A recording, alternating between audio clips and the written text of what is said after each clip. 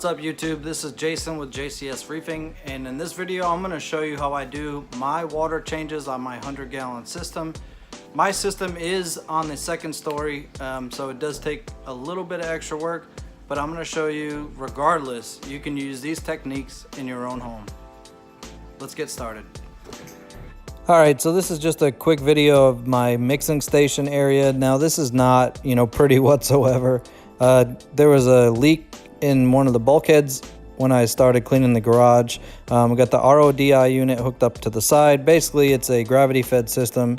I open a valve on the top, it puts RODI water in the bottom. I mix up salt in the bottom, and I got fresh RODI water in the top. And I mix this up for probably about an hour or two, put it in the buckets, carry these buckets upstairs, and we start the process. Alright, so the first thing I do is I come into Apex Fusion. Now, this concept will still apply to anybody who's not running a controller on their system. Basically what I'm going to do is I'm going to basically just shut off all my main pumps, my skimmer, so on and so forth. Now I do have this set up that I can hit feed cycle D right here, and it will go into basically my water change cycle, but that will be for a later video. So basically, to start off, I'm just going to come in here, I'm going to turn off my return pump, I'm going to turn off my power heads, my MP40 left, right, I'm going to turn off my calcium reactor, I'm going to turn off my heater, I'm going to turn off my ATO, and basically what's left on is my lights, and we're going to turn off the skimmer as well, obviously. And then this is just a bar that I'm going to turn on my work light, which I can see underneath the tank. And now my tank is literally ready, as you can hear it. There it is. It's ready for a water change. So let's get right to it. Alright, so first things first, what I do is I actually turn on some music and kind of make this process a little less painful. My water changes are pretty simple, and it really doesn't take me very long, and I tried to make the process as simple as I can. I use this little thing that I made. It's real simple. It's pretty much just PVC pipe and some parts from your sprinkler section that you can find that are actually cheaper to make than PVC. So it's just a piece of PVC pipe, half-inch, comes up and over down the side with a like a hose barb on the end. I run my cord, excuse my daughter's mess, she's a terror at times, and she likes to make a mess. And the best $10 I've ever spent is I think it's like a Python siphon or something like that, and I just pump this thing a few times, and even on this long run, it'll start siphoning water out of my tank. And yeah, definitely suggest that. Much better than sucking water through your mouth, which I started in the beginning. So on the side of my tank, I have two markings. I have a 15-gallon water change and I have a 10-gallon water change. These are pretty much the normal sizes that I do. I can always do more if I want to. I can measure out and do more levels. For this one, I'm pretty much going to do the 15-gallon one. This is mostly my normal routine. And once basically the water gets to that point, I stop the siphon. In between the water changes, basically I put a little piece of seaweed and give them a slight feeding. And it's just personal preference, but I just think it helps with some of the stress if they are going through stress, and always trying to take care of the guys in the tank. You can see right here that they definitely enjoy it when I do put it in there, and this is after, believe it or not, I actually fed them probably about an hour or two before.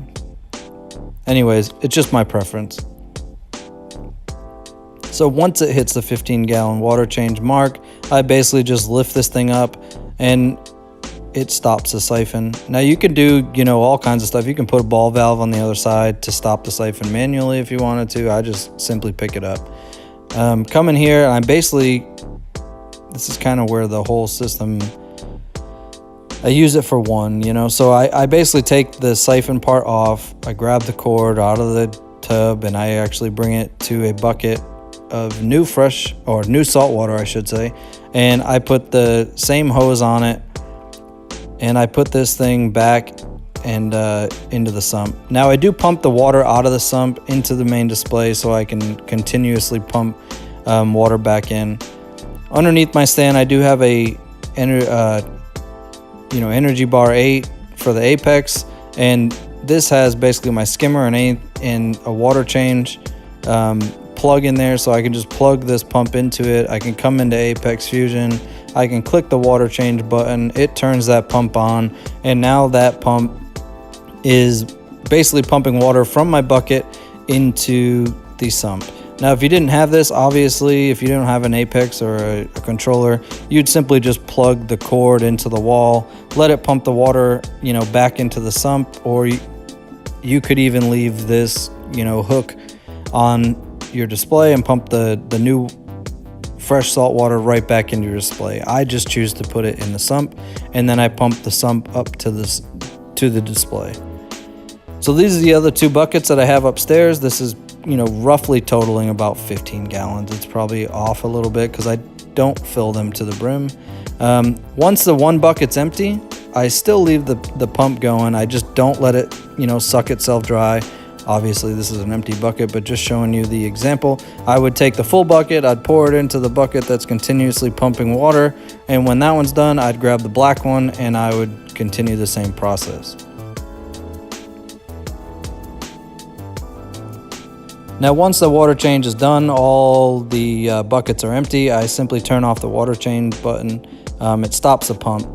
Now this is a very important thing. When you do water changes, a lot of people just grab water and they just put it in the tank. It is probably pretty smart to measure your temperature, measure your pH, and measure your salinity. If you can measure the 3 things that go into your tank, those would probably be the ones that I would measure.